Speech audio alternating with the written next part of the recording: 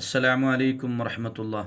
ബഹുമാനികളായ മോമിനിങ്ങളെ, നബി സല്ലല്ലാഹു അലൈഹി വസല്ലമ തങ്ങൾ പറയുന്നുണ്ട്, അഫ്ളലുൽ അയ്യാമി യൗമുൽ ജുമുഅ, ദിവസങ്ങളിൽ ഏറ്റവും ശ്രേഷ്ഠമായത് വെള്ളിയാഴ്ച ദിവസമാണ്. വെള്ളിയാഴ്ച ദിവസത്തിന് എനിക്ക് ഒരുപാട് മഹത്വങ്ങളുണ്ട്. അന്നത്തെ ദിവസം ധാരാളം പുണ്യങ്ങൾ കരസ്ഥമാക്കാൻ തിരുനബി സല്ലല്ലാഹു അലൈഹി വസല്ലമ തങ്ങൾ ഉമ്മത്തിനോട് പഠിപ്പിക്കുന്നുണ്ട്. വെള്ളിയാഴ്ച സൂറത്തുൽ കഹ്ഫ് ഓതുകയും സ്വലാത്തുകൾ അധികരിപ്പിക്കുകയും ദാനധർമ്മങ്ങൾ വർദ്ധിപ്പിക്കുകയും അതുപോലെ തന്നെ വെള്ളിയാഴ്ച ദിവസങ്ങളിൽ ഒരുപാട് അമലുകൾ, ഖുർആനോത്തുകൾ, മറ്റുള്ള പ്രാർത്ഥനകളൊക്കെ അധികരിപ്പിക്കാൻ വേണ്ടി മഹാന്മാർ പറയുന്നുണ്ട്. മഹാന്മാർ പഠിപ്പിക്കുന്നുണ്ട്, അൽ ജുമഅത്തു ഹജ്ജുൽ ഫുഖറാഇ വൽ മസാഖീൻ.